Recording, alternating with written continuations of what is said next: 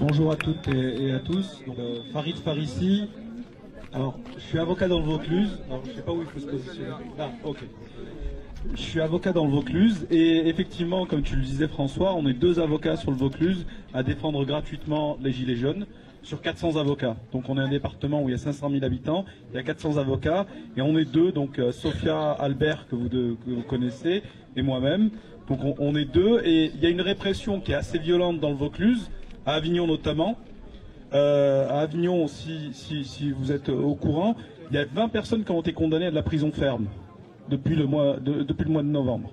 Et chaque semaine, on a des comparutions immédiates parce qu'il y a Nicole Belloubet qui a envoyé des directives au parquet. Donc quand on nous parle d'indépendance de la justice, c'est une foutaise, c'est n'importe quoi. Il n'y a pas d'indépendance de la justice. Les parquets ont l'obligation de requérir, en tout cas les procureurs sur les audiences, déjà d'envoyer en comparution immédiate, de requérir de la prison ferme et des mandats de dépôt pour des gens qui ont des casiers vierges.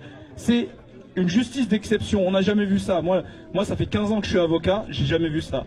Des gens qui ont des casiers vierges, où on vient requérir de la prison ferme, mandat de dépôt à l'audience, ils partent en détention à l'audience. Donc sur les 20 qui ont pris la prison ferme, la moitié sont en détention à la prison d'Avignon-le-Pontet. Des gens qui n'ont rien fait, parce que vous avez les PV des policiers qui viennent vous dire on l'a vu balancer des pierres, on n'a aucune image, on n'a aucune preuve, les PV des policiers font foi. Donc on est dans un pays où même si vous avez des témoins qui disent le contraire, qu'il a été pacifiste, etc., il est condamné. Donc on est dans un pays où la justice est devenue folle à mon sens. Parce que c'est plus la justice. Déjà pour que vous soyez puissant ou misérable, c'était pas la même.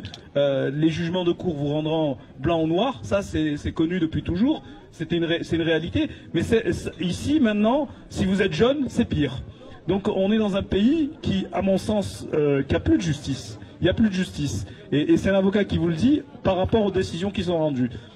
Alors nous on mène une action dans le Vaucluse avec plusieurs. On va à 2 bus à Genève la semaine prochaine.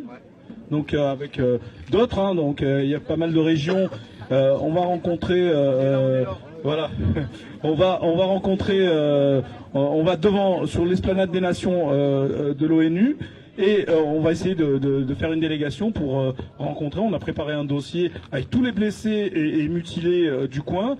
Voilà, donc les Ardéchois aussi seront présents. Mais c'est pour dire, on a mené des actions. On a écrit aux membres permanents du Conseil de sécurité de l'ONU, sauf à la France, hein, bien sûr. Et on a écrit également au secrétariat de l'ONU. Et on voit déjà que ça bouge parce qu'il y a déjà eu des articles. Il y a des experts qui se disent, ouais, il y a un problème sur les manifestations, sur la liberté de circulation, sur les violences policières. Et là, ça gêne personne qu'il y ait des gens mutilés.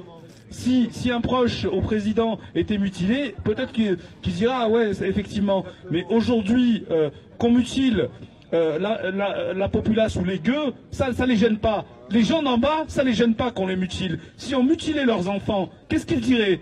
Qu'est-ce qu'ils diraient? Donc, on ne considère pas les gens d'en bas comme des citoyens. On est des citoyens de seconde zone. Et moi, voilà, on est des citoyens de seconde zone. On n'est pas respecté sur nos droits sociaux, sur nos droits au travail, parce que on a cassé le droit du travail.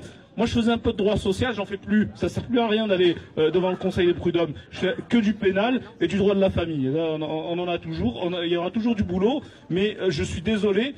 On n'applique plus la loi. La loi il doit y avoir une individualisation de la peine, c'est-à-dire qu'on doit regarder la personnalité de la personne. Donc aujourd'hui, moi je vois que je remercie François Ruffin pour son film. Ça fait longtemps que j'avais pas pleuré au cinéma et j'ai pleuré et j'ai ri aussi. J'ai ri et je te remercie. C'est un film génial.